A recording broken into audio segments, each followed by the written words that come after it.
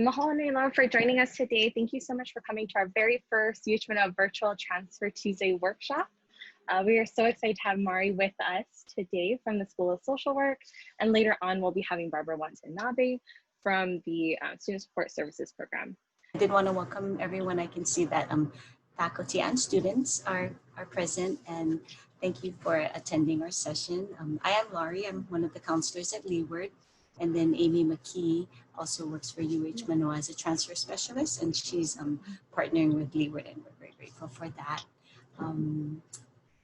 If you, just to kind of reiterate, if you do have questions along the way, you can go ahead and provide your questions or comments in the chat. And if you can sort of introduce yourself in the chat, I see some people have introduced themselves, where they're from. That would be very helpful. But thank you again for being here. So before we get started with our presentation, just want to share with you a little bit about UH Manoa. The University of Hawaii at Manoa was founded in 1907 and is considered a land, sea, space, and sun grant institution.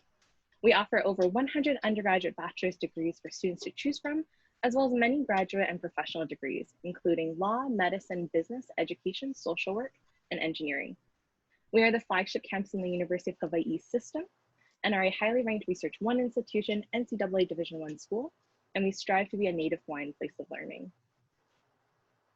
If you are thinking about transferring to UH Manoa within the next 1 to 2 years, we'd love for you to consider joining the Ka'ia'ea program.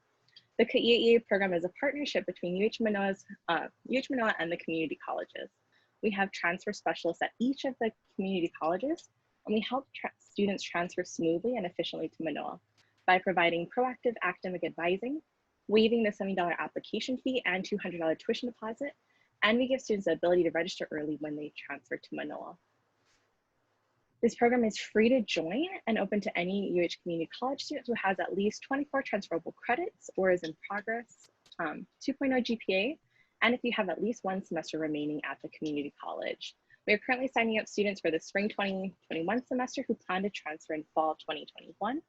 So if you are interested in joining, please feel free to send me a message in the chat, and I'd love to send you some more information. So welcome everybody again. My name again is Mari Ono, Director of Student Services for the Myron B. Thompson School of Social Work. I thought I'd start off with a few interesting facts about the profession as well as the School of Social Work. We are one of the fastest growing careers in the United States, according to the U.S. Department of Labor Bureau of Labor Statistics. And by the way, in light of the fallout and impact of COVID-19, and also some of the reforms that are being considered around looking at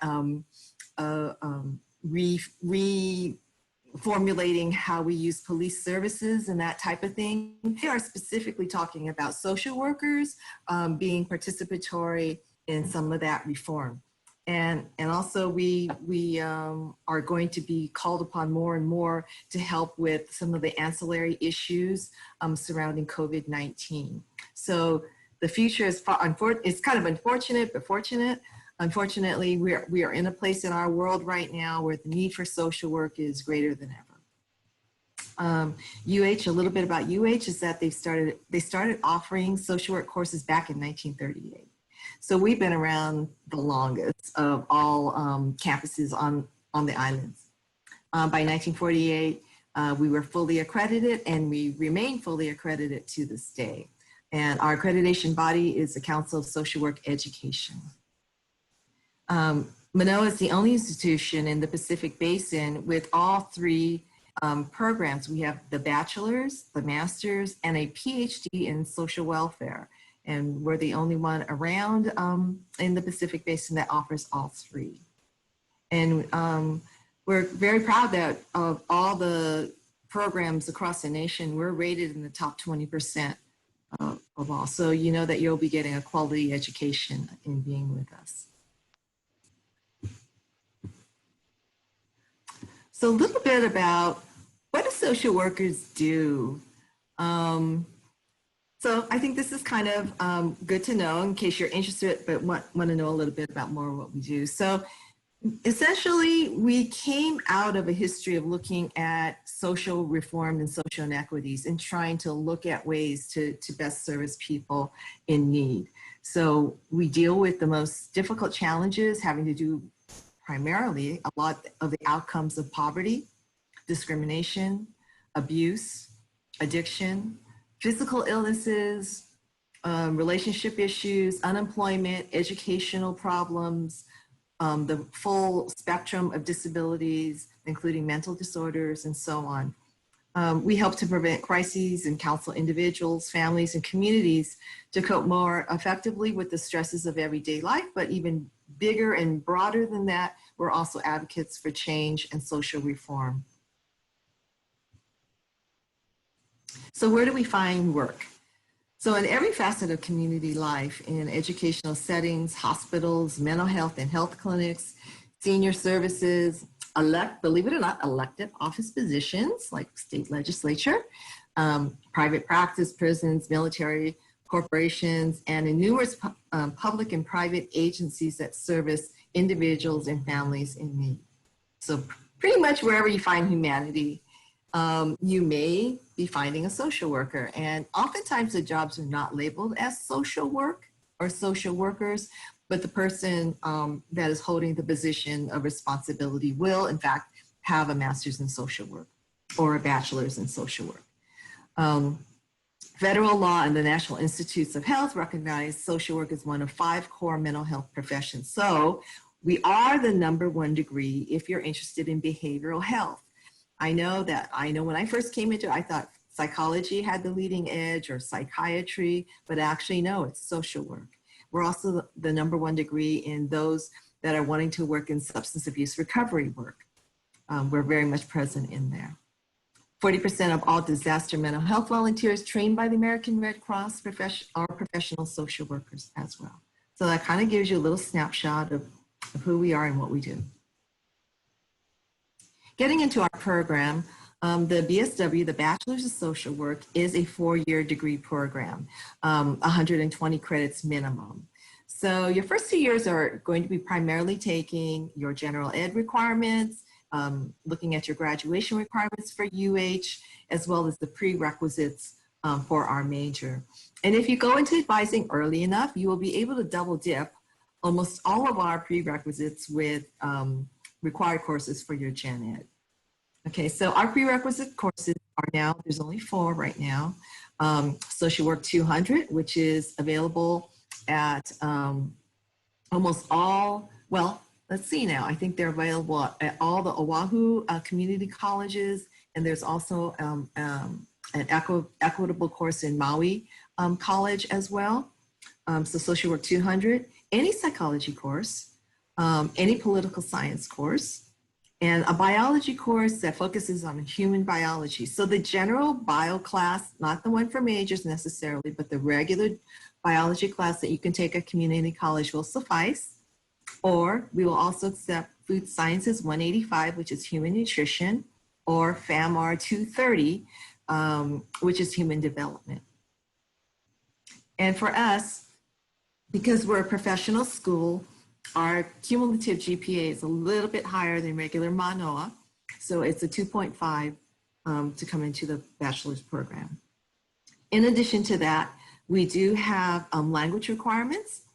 And so we would want at least minimally a 101, 102 level in a language. And you can go on and complete a 201, 202, or you can take 2 cultural courses at the 200 level and above.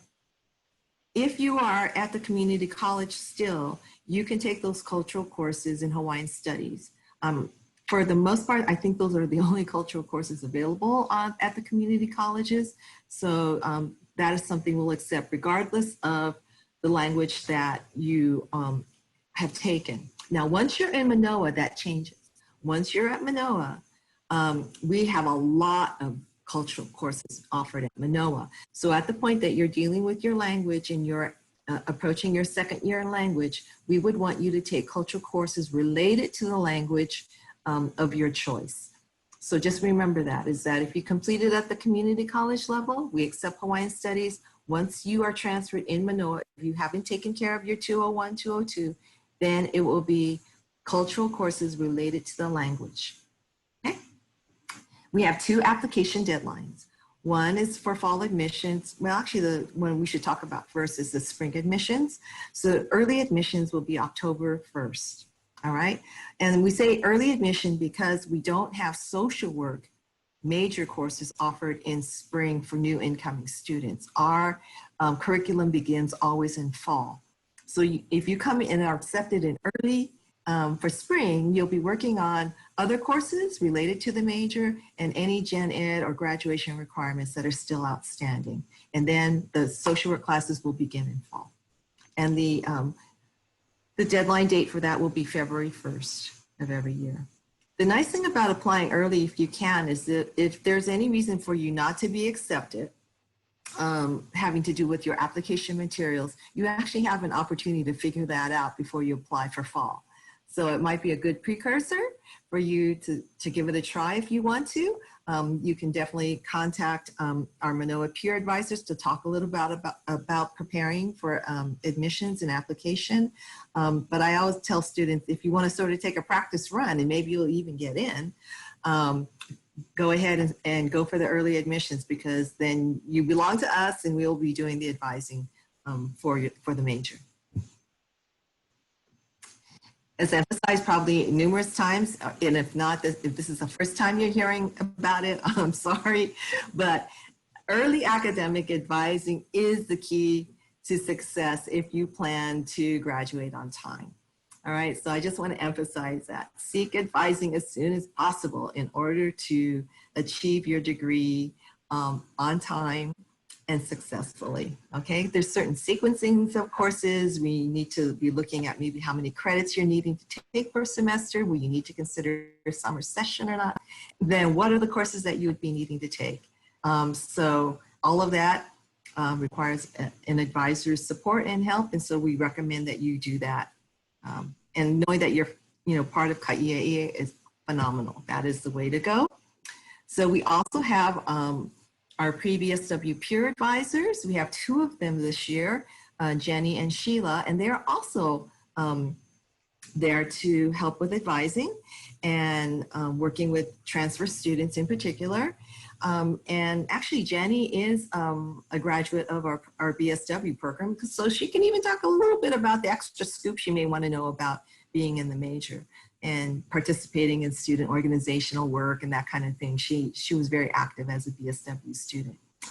All right, and of course I have KAIEA right down there because they're really key because they're right there on your campus working alongside with you. And the nice thing, the bennies that you will have is the fact that you get to register early and you may get to bypass the admission fee. I mean, all of those little perks are not normally what's often given to students. So if you're that's perfect. And that Amy and I have worked together, since she began with KAIEA, and I've worked with all of the advisors with KAIEA since its inception. So it's a great program and we fully support it. Not that this is going to make any sense to you and not that I expect you to memorize it, but these are the major courses for the degree. And as you can see, it's a total of 41 credits in social work and then 21 credits of upper division electives for the major.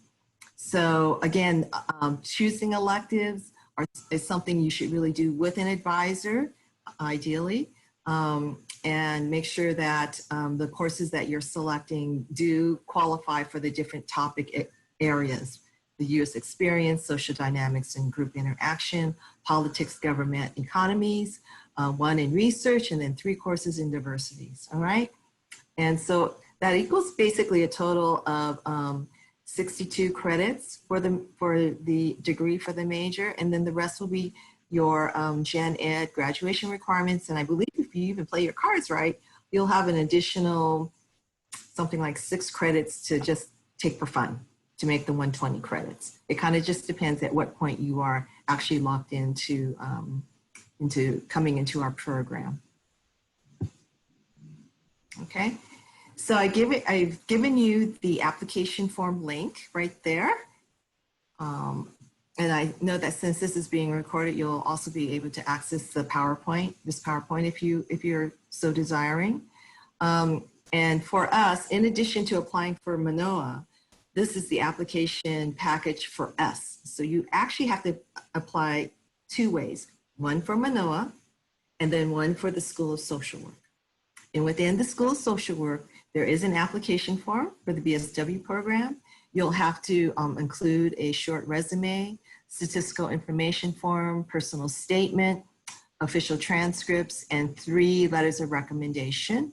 And then there's an optional financial aid application form. You should definitely go for FAFSA and be cognizant that if you are currently using financial aid services, that you're on a timeline for completion to degree. So this is where advising again is very important, because you don't want to be taking your limited financial aid money and taking courses that you do not need for your degree.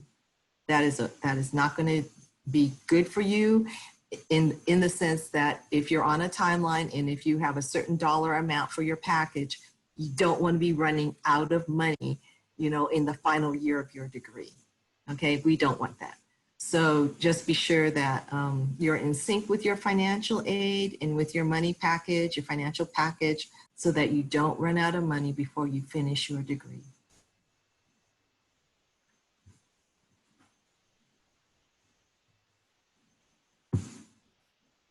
Okay, so I wanted to make sure that there was ample time for questions, and if we kind of run out of questions, then I can actually go into talking about, I'm going to stop share. Let's stop share. I can definitely also go into the particulars of the application process and forms as well.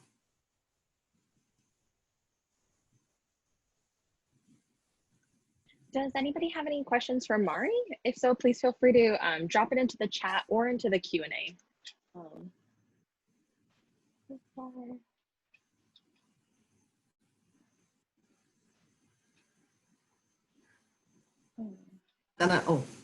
Is it okay to have 2 of your letters of recommendation from professors who are not in the social work program? It's not a deal killer. Ideally, it would, if you took a social work 200 course and you're getting a good grade in it, that the instructor would probably likely be willing to write you a letter of recommendation, which of course is kind of like a gold standard, if you will. But no, it's not necessarily a deal killer. So let's talk a little bit about those letters of recommendation, okay? Because I think that's important. That's an important question. The ideal package should have at least 1 professor. If you're going for the gold ring, then it would be nice if you had a social work 200 professor write a letter of recommendation. But if not, a related major like psychology, sociology, women's studies, you know, those that are kind of social worky in nature would be perfect. And also somebody who can attest to your professionalism. So if you've done any volunteerism, we really value volunteer work, pro bono work, that you have gotten your feet wet to help others. So if you haven't done any volunteer work, now's the time for you to think about it. There's plenty of challenges in that right now, but there's also opportunities with COVID-19 that people are looking for volunteers to assist. You know, maybe working to stock at the food bank or, you know, those type of things, not necessarily having to do direct patient contact or client contact, but ways in which agencies could use your support. So there is a couple of resources for that that Amy is aware of that she can give to you for volunteer, to do the research on volunteer activities. So, and of course, if you have paid experience in helping others, if you've done any work at the YMCA or assist at a preschool or elementary school, done any sort of Kama'aina Kids or something like that, that all counts. And if you can get a letter from your supervisor, that would really look great too. Okay, you'd like to go through all the forms and application. Okay, all right. So, okay, so let's get to some of these other ones first. So it's a competitive. You are competing with yourself. You are competing with yourself, okay? So if you don't get in, it's because you did something not quite right with your application. And this is the thing I have to offer all students is if you take the time to contact me and set up a brief appointment, I can pull your file. It takes a little bit, but I can pull your application and sort of review it quickly and say, okay, maybe you need to think about strengthening your letters of recommendation because you have 3 from the same agency. Or maybe your personal statement. You didn't really, provide enough information in your personal statement that people could get a snapshot of who you are. That type of thing. I'm willing to do that with students if you don't get in. And generally speaking, if you listen to my suggestions, I guarantee errands almost really that you will get into our program. Okay, because it's usually a refinement of your materials. Okay. Amy, is there any other question that I missed before I go launch into? One student asked, would volunteering at a church be sufficient? It kind of depends on what you're doing. I mean, it depends on the activity. And yes, you can volunteer, because there are certain churches that are very active in providing community service and like feeding homeless and that sort of thing. And so, yeah, that would be appropriate. And you would want whoever's supervising you on that to be the letter of recommendation. Okay, so again, we're kind of looking for the quality of experience. And while we don't expect you to be like a social worker yet, we do expect you to show some proof that you've actually tried to help others. We're interested in seeing like what you've done in your life to provide service to others. Okay, anything else? Thank you. That's all the questions for now. So if you wanted to go over the forms, that would be great. Yeah, sure. Okay, so Amy, do you have it, the link for the forms at your disposal? If not, I can try to kick it up. Yes, I dropped into the chat. I'll drop it in one more time.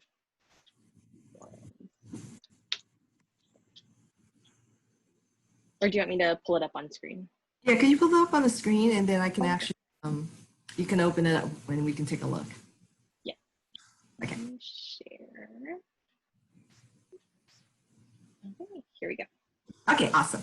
So you can scroll down a little bit, please, into forms. Okay, so I went over letter of recommendation. The other thing about letter of recommendation, if you want to crack that open, Amy, okay, is that it really is a kind of a detailed questionnaire and evaluation of you. So as Amy scrolls down, you'll be able to see that it's very key that you take a look at that letter of recommendation form. Just don't send the link to somebody and say, go for it. Look it over what we're asking, because what you don't want is them to have a lot of unable to rate. So we're advised, if you have time and you know who your recommenders are and they say yes, I would review that form with them and say, are there any questions on there that maybe we need to discuss so that you feel like you have the ability to evaluate me on? Like, have I ever talked to you about my leadership abilities? Have I ever? Maybe we can have that talk.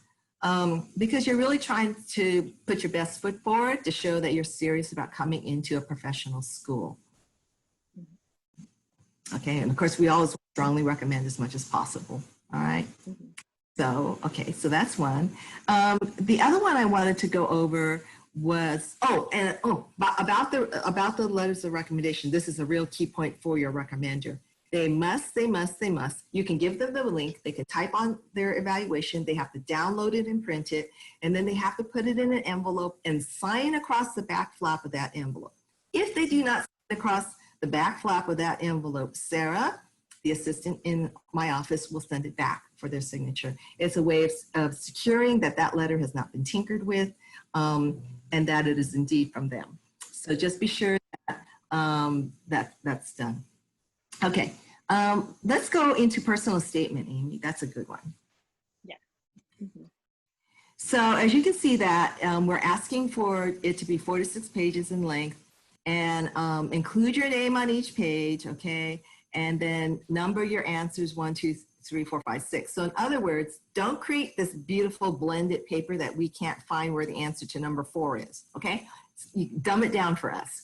We're kind of tired faculty. We have to read a lot of applications because we have both MSW and VSW students and PhD students that have oftentimes simultaneous application deadlines. So you want to make sure that you just enumerate 1, put your name on it, and answer number 1. Enumerate 2, answer it, put your name on it, okay? And that way people won't have to seek and search where is the answer to, question number 3 or 4 or 5 or 6.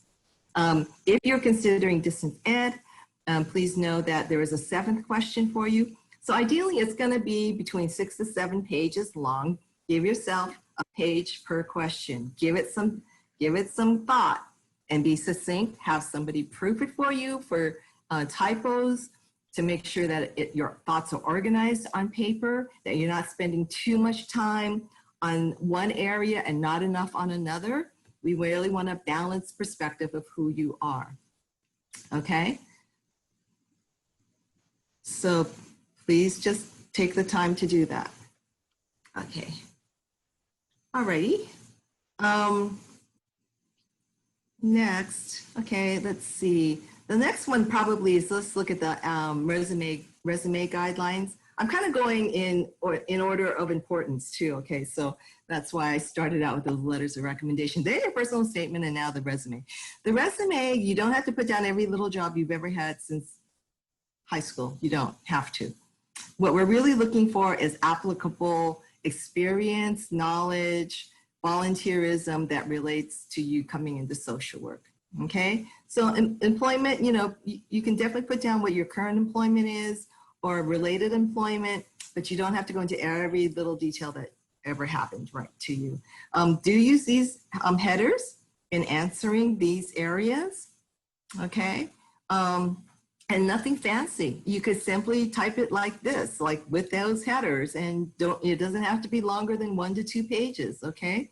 But make sure you do have something under each of those topic areas if possible, those headers if possible. Okay. And then I guess the next piece I wanted to explain as well is looking at the application form. So the BSW application form, okay, you can go ahead and scroll down, Amy, until you hit the part that says explanation of your, okay. So see this one? If your academic record requires additional explanation, please use the space. So many times students are kind of like, takes a little while to gear up to being like having a sense of why they're in college and what they plan to do. And we understand that. So, that might mean the first couple semesters you might have been struggling, you should have withdrawn from a class, but you didn't, so you got an F instead. Those kind of things happen. But we want to know that you recognize what has happened. Or if there were personal issues that came up that prevented you from being able to complete a semester or do well in a semester, you don't need high detail, but just be able to say there were a couple semesters that I had personal issues or medical issues or whatever, very general, and say, and that explains what happened to my grades. What we really want to see is that over time, your grades, if you started out low, go high. And it really does make a difference. We do look at your last, couple of semesters, maybe like 3 semesters, to sort of see how you're faring. Like, is there a general trend up? All right, so that's an important piece to consider. Don't leave it blank if you have to explain what has happened with your grades, because the evaluators will look at that. Okay, I guess that's kind of, make sure just to spend quality time, make sure everything that requires your signature is on there. Okay, so I think those are the most critical parts of the application. And then, Amy, how much time do I have left? Do I have like a couple minutes to talk about the DE option? Yes, yeah, you have about 4 minutes left. So if you could talk about that, that would be great. Perfect. Okay, so I wanted to talk a little bit about the DE option. So the DE option is a relatively new program with social work. We've had actually the DE option for MSW for over 10 years, but the BSW one is only, I think, just a little, like over a year old. But this is what I need to say about this. It is convenient in the sense that it is asynchronous. So basically you have 5 weeks to complete whatever it is for that class and turn it in, and you're done with it. However, know this, these courses are normally 1 semester long, okay? They are condensed into 5-week accelerated courses, which means each session, each one session is equal to 3 normal on-campus sessions. So if you miss one session, you are now 3 classes behind. If you miss 2 sessions, you are now 6 sessions behind. So what this means is that what works well, or the type of students that this works well for, are those who can be disciplined, who will stay on top of their assignments, the readings, the research, and basically has a lifestyle that this is manageable. Okay, if there's a lot of complications to your life, if you have family, if you have jobs, if you have other responsibilities that can possibly impinge upon you being able to complete these courses, the consequences hit pretty fast and hard, okay? And the other thing that I want you to be aware of is if you have to drop out of a course, it then sets you back quite a ways because the courses are sequenced a certain way. So if you drop out of one course, you can't take the second course in that sequence, which then sets you back at least a year, all right? And because of that, it also then will have impact on your financial aid. So there's a lot of financial aid challenges as well to being in this program because of it being such an abbreviated, accelerated, condensed program of 5 weeks. It doesn't jive with the machinations of financial aid. And so, you know, they're down on positions too, okay? They're short staffed, which means that what happens is that a lot of times they can't start your financial aid right away. So there may be a delay in your financial aid, which means you may need to front the money and then be reimbursed. And also if you drop out of a course, you may end up having to owe money back. So this is a word to the wise. This is kind of an experimental program in the sense that we really are wanting to see whether we can do 5-week asynchronous courses for students to get through our degree. I think for some students it works wonderfully once they get used to the groove and the pace of those courses. And for other students, it's a disaster because it doesn't really jive with their lifestyle, you know, or the way their pace of living, okay, and what there are other things in life that they're dealing with. So just be knowledgeable about this, okay? It sounds great and it is great if it fits you.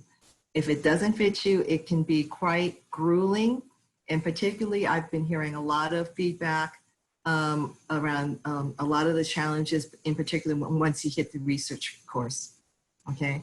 So just word to the wise, if you decide to do this, just know that you really sort of have to clear your decks as much as you can and get as much support as you can for being able to complete these courses on time successfully.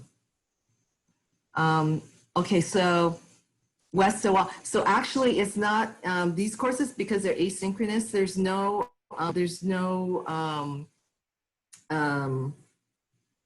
boundaries to not including Oahu. So Oahu students are included in this, neighbor islands are included in this, okay? So currently right now, it's for the state of Hawaii. Any student who has access to the internet and wants to go through Outreach College can do the online BSW option.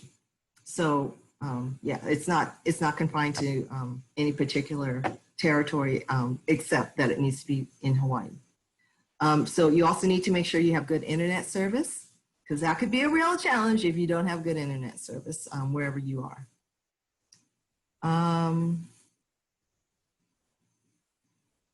So right now there is no, right now for the BSW program, I don't believe that there's necessarily a cap. It seems like it's really grown by leaps and bounds.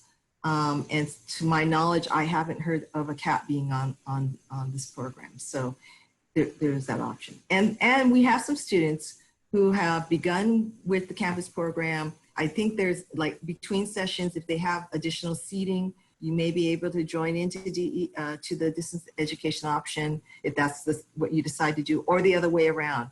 You could try the distance education option, and then at the break at intersession, if it seems like too crazy for you, come back, and then if we have available seating, then we might be able to consider you for the campus option, which is the regular semester system. And right now, everybody's on Zoom, okay? So everybody's on Zoom.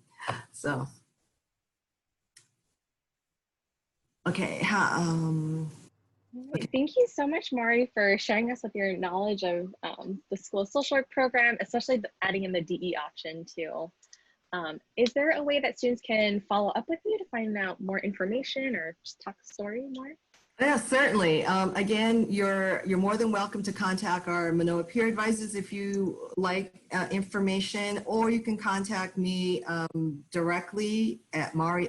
My name fits perfectly for email. Mariono, M-A-R-I-O-N-O at hawaii.edu. And at least I can direct you in the right way to get more assistance. And the email for the peer advisor, is it BSW Advice? So it's BSW ADVIS, no E, at hawaii.edu. Okay, I just put Mari's email as well as the peer advisor's email into the chat if anybody's interested. Yeah. So, thank you so much, Mari. Appreciate it. Sure, thank you so much, and have a great rest of your day.